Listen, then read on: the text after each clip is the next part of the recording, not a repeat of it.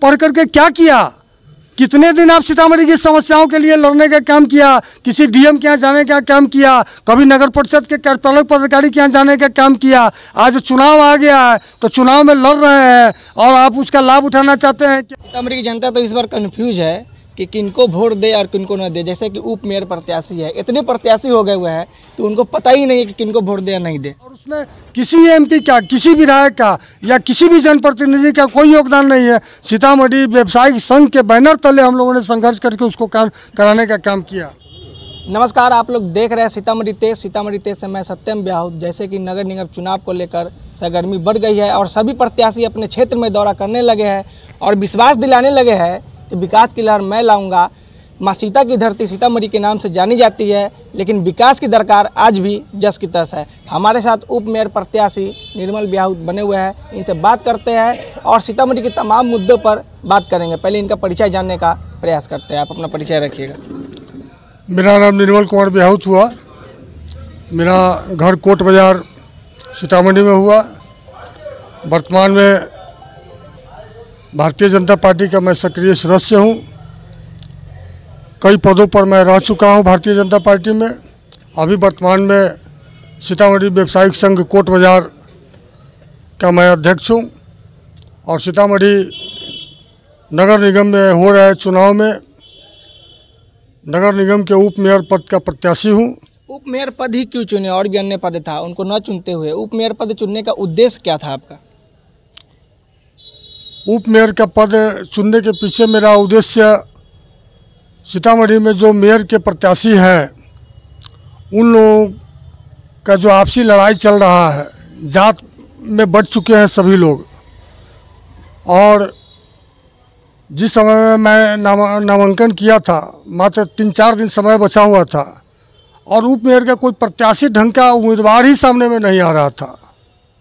जब हम लोगों ने देखा कि ये पद खाली जा रहा है तो सभी लोगों के राय से विचार विमर्श करके मैंने अपने नामांकन किया।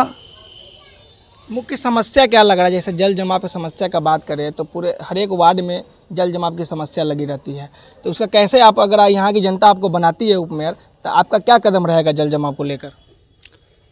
सीतामढ़ी शहर में जल समस्याओं पर जितना हमने संघर्ष किया है, जो सब लोग जानते भी है और थोड़ा सा याद भी दिलाना पड़ता है। मैं जब भारतीय जनता पार्टी नगर अध्यक्ष था तो सीतामढ़ी में आज़ादी के बाद से लेकर अभी तक 3 दिन तक तालाबंदी करके वहाँ धरना करने का काम मैंने किया था। सीतामढ़ी में जो मकान का टैक्स बढ़ाया गया था, जो सीतामढ़ी की नासी नाला बंद कर दी गई थी, उन सब चीज़ों के निराकरण करने के लिए और माननीय विधायक जी के नेतृत्व में और उस समय में राधा मोहन प्रसाद जी नगर कार्यपालक पदाधिकारी थे, उनके साथ सीतामढ़ी की जो ओल्ड एक्सचेंज रोड से नासी शुरू होता है वहाँ से लेकर के हम लोग लखनदेई नदी तक के नासी का मुआयना किए थे। बहुत सारे जगह पर उसका अतिक्रमण किया गया था। बहुत सारे नासी का तो नगर परिषद के जो कर्मी थे उनको भी पता नहीं था और उनको हम लोगों ने बताने का काम किया। और सीतामढ़ी में वर्तमान में तत्काल कोट बाजार में जो पानी लग जाती थी, हम लोगों के दुकान में पानी घुस जाता था। हमारे व्यवसायियों का लाखों करोड़ों रुपए का माल पिछले साल ही पानी में बर्बाद हो गया। उसके बाद हम लोग सीतामढ़ी में पिछले साल ही, इसी साल आक्रोश मार्च निकाले थे। तारीख तो मुझे याद नहीं है। आक्रोश मार्च निकाले और हम लोगों ने नगर पालिका के जो पदाधिकारी थे उनको बाध्य किया। और अभी आप जाइएगा, देखिएगा, यहाँ पर सीतामढ़ी में 20 टाउन में एकमात्र सुलभ शौचालय था जो ढह चुकी है, जो लगभग खत्म हो चुका था। लेकिन चूंकि कोई शौचालय नहीं था उसका लोग उपयोग करते थे और उस शौचालय को नया शौचालय बनवाने के लिए हम लोग संघर्ष कर रहे थे। तो सीतामढ़ी ODF घोषित हो चुका हुआ है, लेकिन अभी भी शौचालय जो भी आम पब्लिक को देखेगा तो नाला में और रोड पर ही शौचालय मगर होता है, तो उस पर क्या कदम रहेगा आपका? नहीं, पहले तो हम नासी पर बोल दें कि उस शौचालय से होकर के पूरी सोनापट्टी से एक नासी बनाई जा रही है और ये लीलाशाह के पुल तक वो नासी बन चुकी है।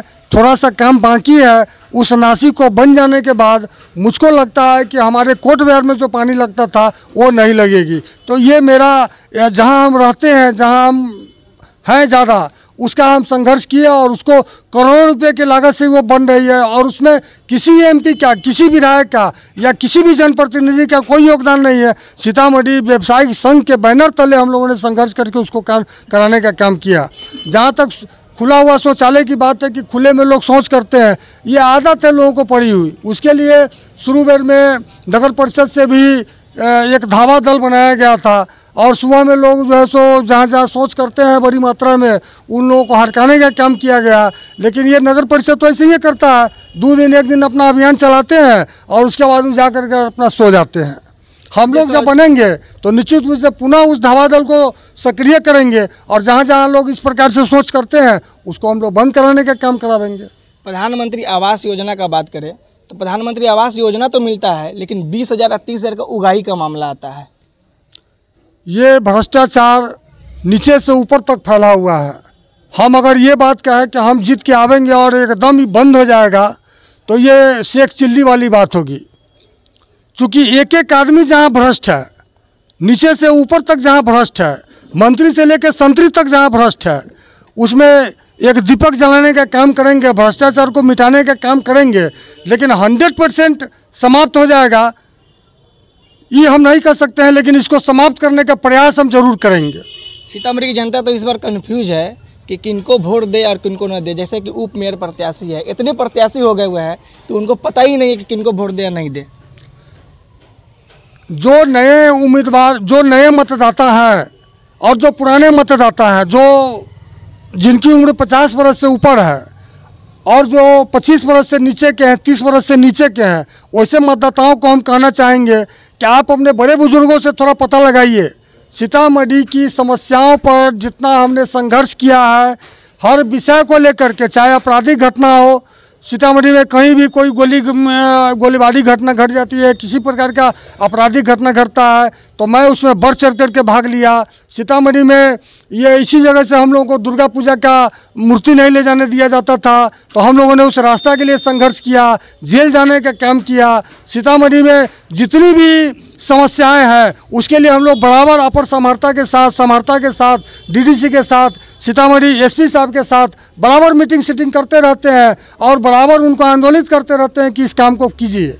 सीतामढ़ी तेज के माध्यम से पूरे सीतामढ़ी वासियों को आप क्या संदेश दीजिएगा? सबसे पहले तो सीतामढ़ी तेज को हम बहुत बहुत धन्यवाद देते हैं कि आप मेरी बात को सीतामढ़ी के सामने में रख रहे हैं।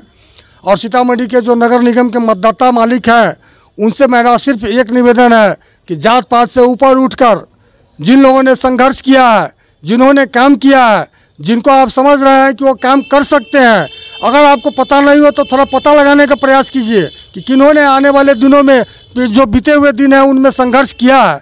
और जो निष्पक्ष हो, जो निर्भीक हो, जो अपनी बात को सारे लोगों के सामने में स्पष्ट पूर्वक रख सकता हो, वैसे लोगों को चुन करके आप आगे लाइए।